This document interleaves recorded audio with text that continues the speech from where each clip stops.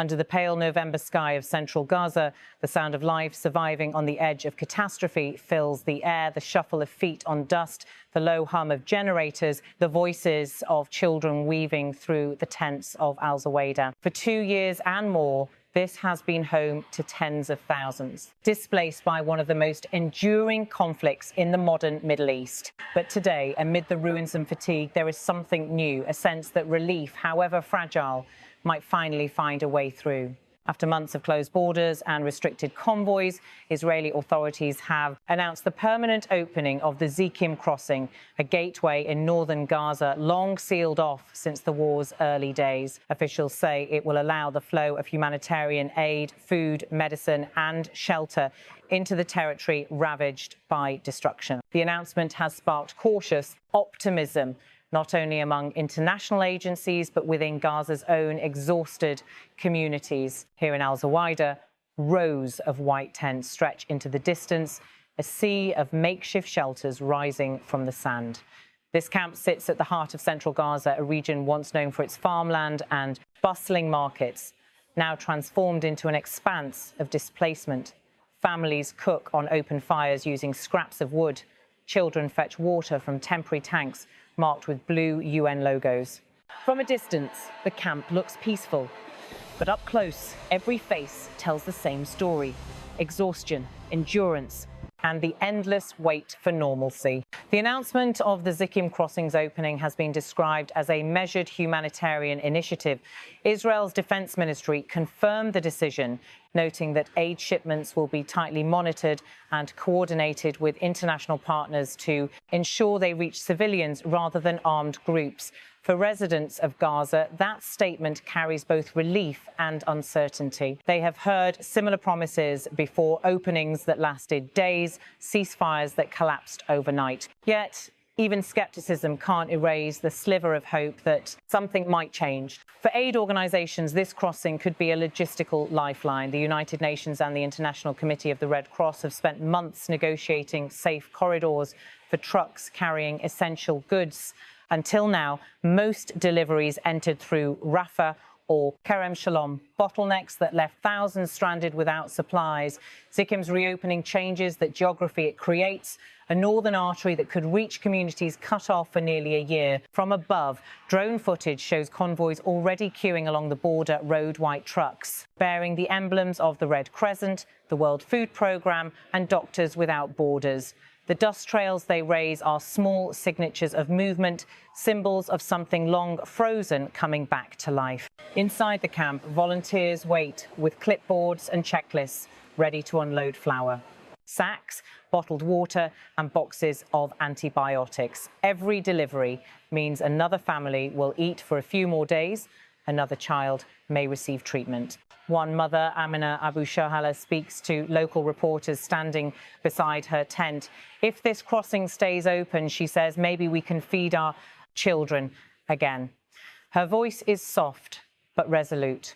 For her, the border is not a political symbol. It is the difference between hunger and hope. Around her, children gather, listening, as if her words might summon the next truck sooner. This moment of relief, however small, comes against a backdrop of extraordinary devastation. Gaza's infrastructure lies in ruins, hospitals without fuel, schools turned into shelters, water plants inoperable. The conflict that began more than 2 years ago has left entire neighbourhoods unrecognisable. What remains are fragments of cities, concrete shells, twisted rebar and murals faded by smoke. The Zikim crossing itself carries deep symbolism.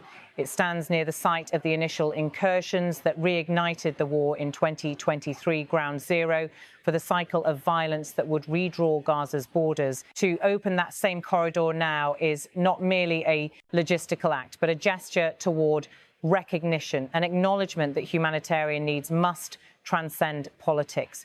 Yet, for every announcement, there is a history of mistrust. In past wars, similar corridors were opened briefly, only to be closed again after security incidents or political disputes. Humanitarian experts stress that what matters now is permanence.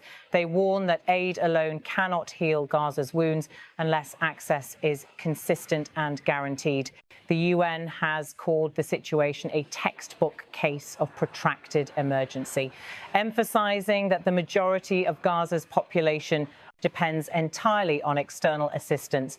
Without sustained openings like Zikim, the enclave risks slipping deeper into collapse. On the ground, the scene at Al-Zawayda mirrors both desperation and resilience. AFP TV cameras capture aid workers unloading crates from a truck, the red crescent symbol gleaming under the midday sun. Volunteers move quickly. One group forms a human chain, passing boxes hand to hand. Another logs serial numbers in a worn ledger. There is order amid chaos, discipline born from necessity. Each movement is rehearsed because every minute counts. There are too many mouths to feed, too many wounds to tend. Nearby, a group of children watch, eyes wide, clutching plastic bottles they hope to fill with clean water. Their laughter breaks through the stillness for a moment, and in that sound lies the fragile humanity that war has not erased. As the day stretches on aid, trucks continue to arrive in steady intervals. The process is slow, but it is movement, something that has been missing for far too long. Israeli officials have emphasized that security screenings will remain strict, while Palestinian and UN agencies focus on ensuring equitable distribution. Both sides, for now, seem to agree on one thing: the humanitarian cost has reached an unsustainable level. Analysts say the timing of this decision is significant. In recent weeks, international pressure has intensified. The European Union, Arab League, and the United States have all urged Israel to expand humanitarian access. The announcement of the Zikim opening followed back-to-back meetings in Cairo and Doha, where regional mediators sought to link aid expansion with ceasefire progress. The political calculus is complicated, but on the ground, politics matter less than bread and water. Inside one tent, Yusuf, a former schoolteacher from Jabalia, runs a makeshift classroom. With a stub of chalk and a torn notebook, he writes simple arithmetic problems on a piece of cardboard propped against a crate. We try to teach history, he says, but our students are living through it. Around him, a dozen children sit cross-legged on the floor, reciting lessons in voices too young to have known anything but conflict. Their teacher smiles faintly, not out of happiness, but out of duty. Across the camp, the whir of generators begins as evening approaches. Aid workers light lanterns powered by batteries, marking the end of another day's operations. Some tents glow softly, revealing silhouettes of families eating modest meals, bread, lentils, tea. The air carries the distant rumble of artillery, but people here have learned to live with echoes of war as a background noise. For a moment, there is quiet reflection. A nurse from Doctors Without Borders kneels beside a child with a bandaged leg. She explains that medical teams are working around the clock, struggling with limited supplies. Every delivery helps for a day or two, she says, but we need hundreds more trucks for a steady supply. Her statement underlines the scale of need. This crossing is a beginning, not a solution. From a journalistic vantage, this opening marks a shift in narrative. For months, headlines focused on bombardments, evacuations, and political stalemates. Now, for the first time, the word opening carries a literal sense of possibility.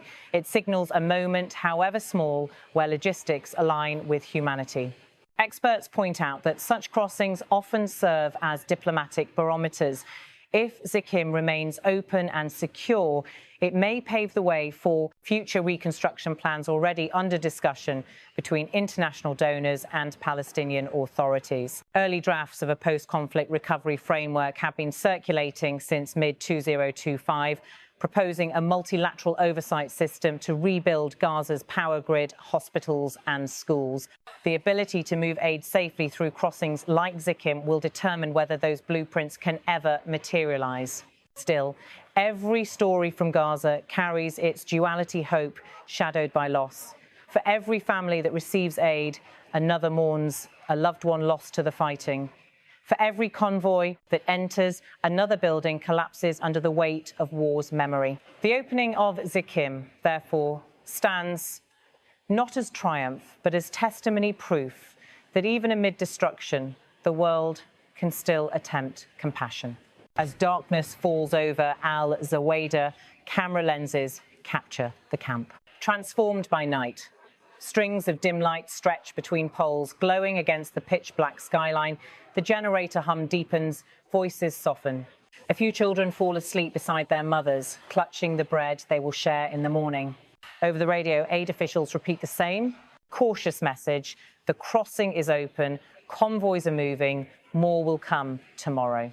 And so, as one day ends and another begins, the people of central Gaza hold on to the rhythm of aid trucks on dusty roads, to the voices of volunteers counting supplies, and to the faint idea that tomorrow might bring more than survival. The opening of the Zikim crossing may not end the war. It will not erase years of loss or rebuild the shattered skyline of Gaza City. But it represents something quietly powerful, an acknowledgement that humanity persists even in places the world once deemed unreachable. In the language of diplomacy, it is called a corridor. On the ground, it feels like a lifeline. From the tents of Al-Zawayda to the ruined hospitals of Beit Lahia, from the coastal road to the crumbling schools of Deir al-Balah, the word open has begun to mean something again. And as the winds sweep across the sand and the night deepens, one truth remains clear. For Gaza's people, survival has always been the first act of resistance, and the reopening of a crossing, however small, is a reminder that the gates of endurance have never truly closed.